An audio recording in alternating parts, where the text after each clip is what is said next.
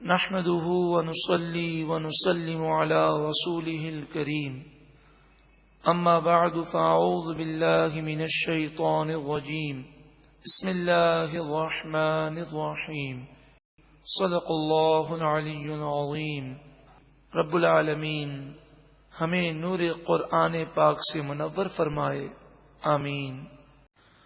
ارشاد فرمایا وَإِذْ اور یاد کرو جب قلنا ہم نے فرمایا للملائکۃ اسجدوا لآدم تمام فرشتوں سے کہ آدم علیہ السلام کو سجدہ کرو۔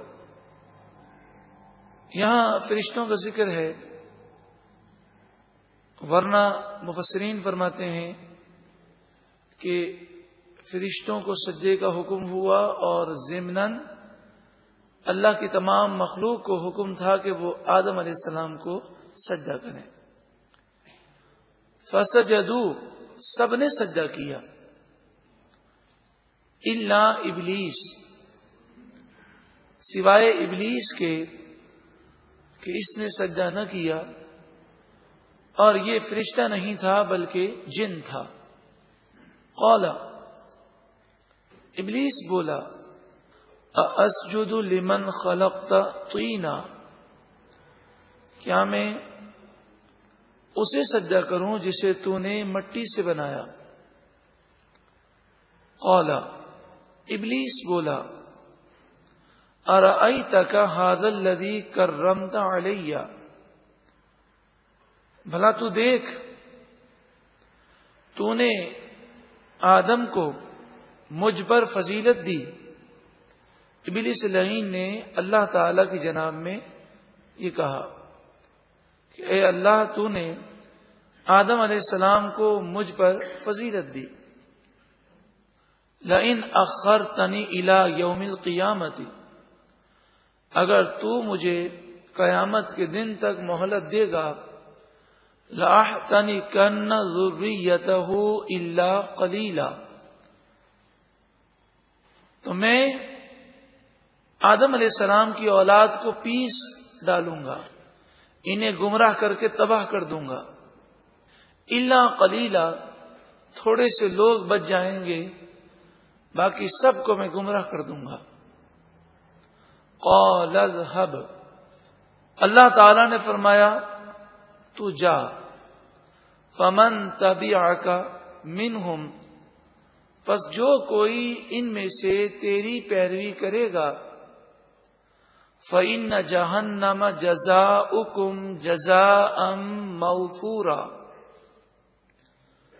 پس بے شک تم سب کی سزا جہنم ہے، اور یہ مکمل سزا ہے۔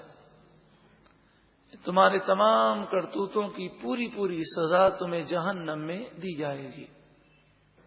اللہ تعالیٰ بے نیاز ہے، وہ کسی کی عبادت کا محتاج نہیں ہے۔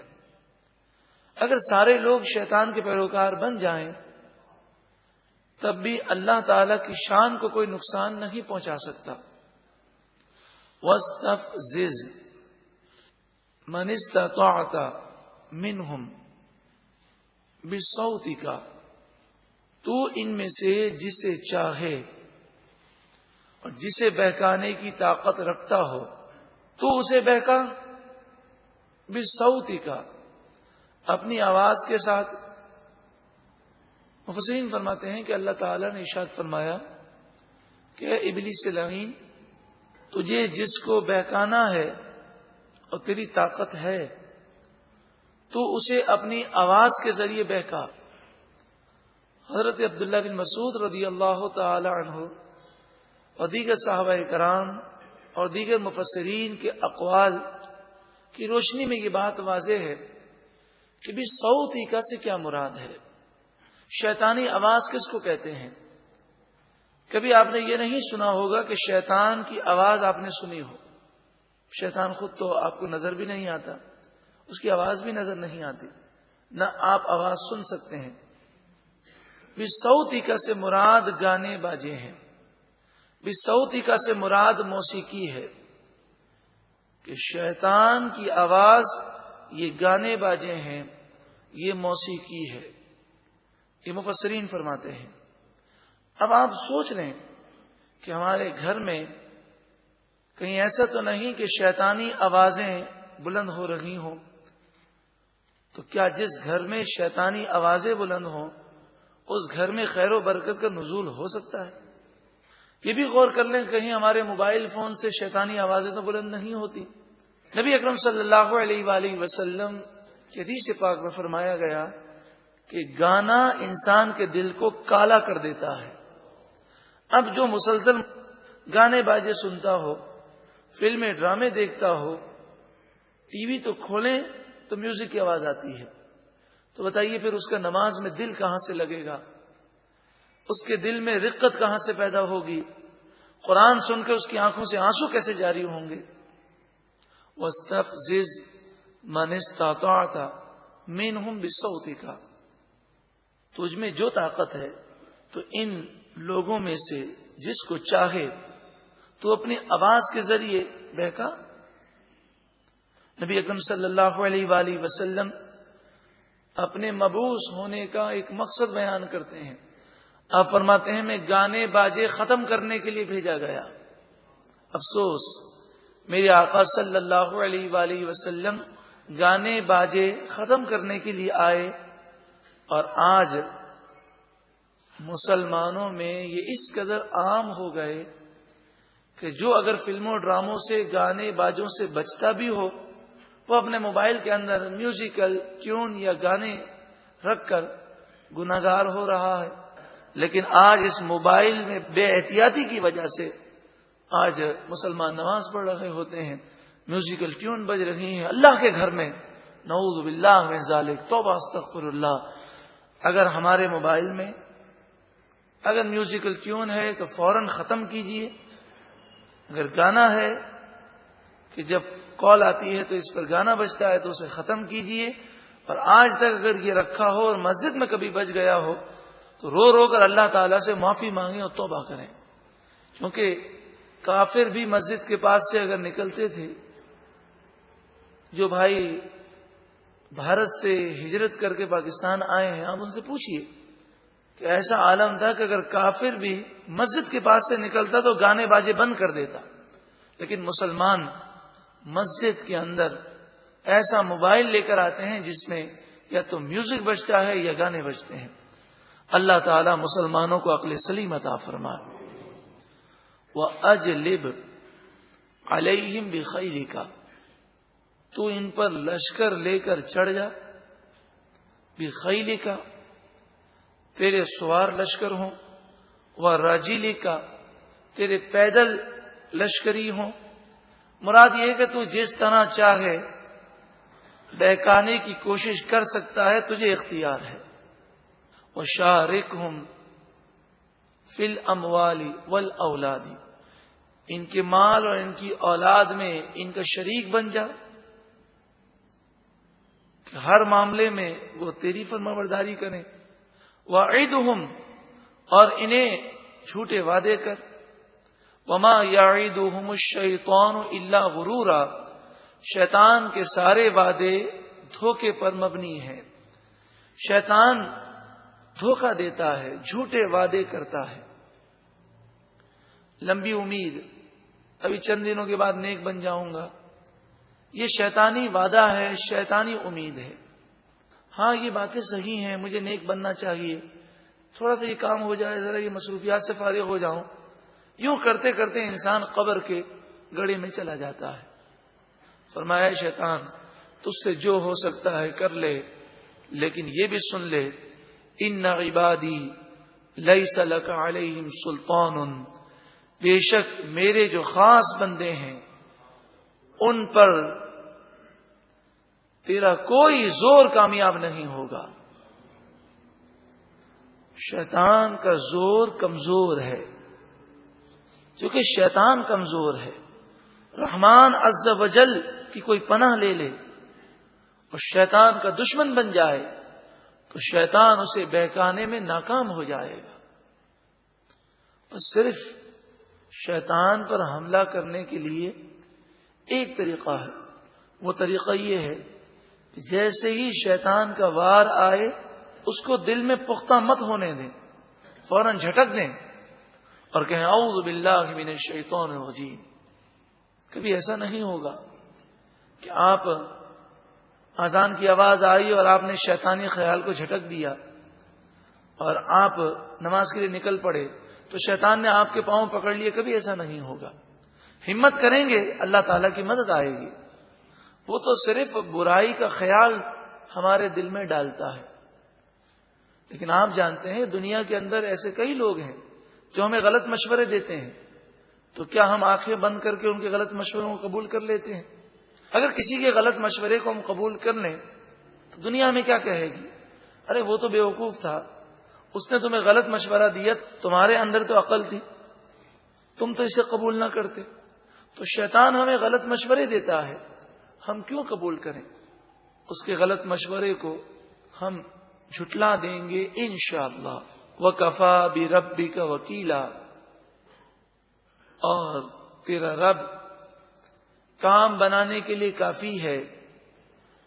یعنی اے شیطان، میرے بندے جب میری پناہ لیں گے اور مجھ سے مدد مانگیں گے اور وہ تجھ سے دشمنی رکھیں گے تو میں ان کی غیب سے مدد فرماؤں گا اور میری مدد ان کے لیے کافی ہے۔ شیطان کے پھر وار ناکام ہو جائیں گے۔ حدیث پاک میں فرمایا گیا کہ جو صبح فجر کی نماز کے بعد 11 مرتبہ اعوذ باللہ من الشیطان الرجیم پڑھے اور 11 مرتبہ سورہ اخلاص قل هو اللہ احد پڑھے، اگر پورے دن شیطان اپنے تمام چیلوں کے ساتھ بھی حملہ کرے اس کو بہکانے میں کامیاب نہیں ہو سکتا جب تک کہ وہ خود گناہ کی کوشش نہ کرے۔ ربکم الذی یزجی لکم الفلک فی البحر، تمہارا رب وہ ہے جس نے تمہارے لیے دریا اور سمندر میں کشتی کو جاری کیا، رواں دواں کیا، لتبتغوا من فضلہ، تاکہ تم اس کا فضل تلاش کرو۔ انہ کان بکم رحیما، بے شک اللہ تم پر مہربان ہے۔ وَإِذَا مَسَّكُمُ الضُّرُّ فِي الْبَحْرِ، اور جب تمہیں سمندر میں کوئی مشکل آتی ہے اور تم طوفان میں پھنس جاتے ہو، ضَلَّ مَن تَدْعُونَ إِلَّا إِيَّاهُ، تو جن بتوں کی تم پوجا کرتے ہو ان کے خیالات تم سے گم ہو جاتے ہیں، إِلَّا إِيَّاهُ، صرف اللہ ہی کو تم یاد کرنے لگتے ہو۔ فَلَمَّا نَجَّاكُمْ إِلَى الْبَرِّ، پھر جب اللہ تمہیں خشکی کی طرف نجات دے دیتا ہے، أَعْرَضْتُمْ، تم اللہ سے روگردانی کرتے ہو اور اللہ کا شکر ماننے کے بجائے اس کے نافرمان بن جاتے ہو۔ وَكَانَ الْإِنسَانُ كَفُورًا، اور انسان ناشکرا ہے کہ مصیبت میں اللہ کو یاد کرتا ہے، مصیبت دور ہو جاتی ہے تو اللہ کو بھول جاتا ہے۔ أَفَأَمِنْتُمْ أَنْ يَخْسِفَ بِكُمْ جَانِبَ الْبَرِّ، کیا تمہیں خوف نہیں ہے کہ اللہ تعالی تمہیں خشکی کے ایک حصے کے ساتھ زمین میں دھسا دے، کہ وہ حصہ ہی زمین کے اندر چلا جائے، اس کے ساتھ تمہارے مکانات اور تمہارے سامان اور تم بھی اندر دھس جاؤ؟ تمہیں اللہ کے عذاب سے اور اس کی گرفت سے کیا ڈر نہیں لگتا؟ او یرسل علیکم حاصبا، یا اللہ تعالیٰ تم پر پتھروں کی بارش فرمائے، کیا تمہیں گناہ کرتے ہوئے اس بات کا ڈر نہیں لگتا؟ ثم لا تجدوا لکم وکیلا، پھر تم اپنے لیے کسی کو کام بنانے والا نہ پاؤ، کیونکہ جب اللہ تعالیٰ ناراض ہو کر غضب فرمائے دنیا کی کوئی طاقت اللہ کے عذاب سے بچا نہیں سکتی۔ ام امنتم ان یعیدکم فیہ تارۃ اخری، کیا تمہیں خوف نہیں آتا کہ اللہ تعالیٰ تمہیں دوبارہ سمندر میں لے جائے اور دوسری مرتبہ تم پھر کشتی میں بیٹھو؟ فَيُرْسِلَ عَلَيْكُمْ قَاصِفًا مِّنَ الرِّيحِ، پھر اللہ تعالیٰ تم پر بڑی سخت اور تیز ہوا کو بھیج دے. قاصفا من الریح، اس ہوا کو کہتے ہیں جو جہاز اور کشتی کو ٹکڑے ٹکڑے کر دیتی ہے، جو ریزہ ریزہ کر دیتی ہے. فَيُغْرِقَكُمْ بِمَا كَفَرْتُمْ، پھر اللہ تعالیٰ تمہیں غرق کر دے اس وجہ سے کہ تم نے کفر کیا. تمہیں کفر کرتے ہوئے اور گناہ کرتے ہوئے خوف نہیں آتا. ثم لا تجدوا لكم علينا به تبيعا، پھر تم ہمارا پیچھا نہ کر سکو، یعنی ہم تمہیں تباہ کر دیں اور تم ہمارا کچھ نہیں بگاڑ سکو گے. اے لوگوں، جب وہ خالق ہے، مالک ہے، ساری قوتیں اسی کے قبضے اختیار میں ہیں، تو پھر ہم اس کی نافرمانی کیوں کرتے ہیں؟ اسے راضی کرنے کی کوشش کیوں نہیں کرتے؟ وَلَقَدْ كَرَّمْنَا بَنِي آدَمَ، اور بے شک ہم نے بنی آدم کو عزت عطا فرمائی، فضیلت عطا فرمائی. وَحَمَلْنَاهُمْ فِي الْبَرِّ وَالْبَحْرِ، اور ہم نے بنی آدم کو، انسان کو، خشکی میں اور دریا میں سوار کیا، یعنی ٹرانسپورٹ کے لیے خشک راستوں میں بھی گاڑیاں ہیں، جانور ہیں، اور دریا میں بھی کشتیاں اور بحری جہاز ہیں. اب مجھے بتائیے کہ جب ہمارے لیے آسانی ہو جائے تو ہمیں زیادہ شکر کرنا چاہیے کہ ناشکرا بننا چاہیے؟ پہلے کے مقابلے میں اب سفر کتنا آسان ہو گیا. انسان کو یہ عقل کس نے دی؟ انسان کو پیدا کس نے کیا؟ اس کے ہاتھ پاؤں میں قوت کس نے دی؟ تو دن بدن سفر کی سہولتیں آسان ہوتی جا رہی ہیں، تو ہمیں اتنا ہی زیادہ شکر کرنا چاہیے. وَرَزَقْنَاهُمْ مِنَ الطَّيِّبَاتِ، اور ہم نے انسانوں کو پاکیزہ روزی سے روزی عطا فرمائی. وَفَضَّلْنَاهُمْ عَلَى كَثِيرٍ مِّمَّنْ خَلَقْنَا تَفْضِيلًا، اور جو ہم نے بہت ساری مخلوق پیدا کی، ان بہت ساری مخلوق پر انسانوں کو فوقیت عطا فرمائی. شیر ہو، ہاتھی ہو، بڑے بڑے جانور ہیں، لیکن اللہ تعالیٰ نے انسان کو وہ عقل عطا فرمائی جس سے وہ بڑے بڑے جانوروں کو قابو کر لیتا ہے. 7واں رکوع مکمل ہوا، شیطان کا ذکر ہے، پھر اللہ کی نعمتوں کا ذکر ہے. اس رکوع میں درس یہ دیا گیا کہ جس اللہ نے نعمتیں دی ہیں اس کا شکر ادا کرو، اور شیطان کی فرما برداری کر کے اللہ کی ناشکری نہ کرو. اللہ تعالی ہم سب کو عمل کی توفیق عطا فرمائے.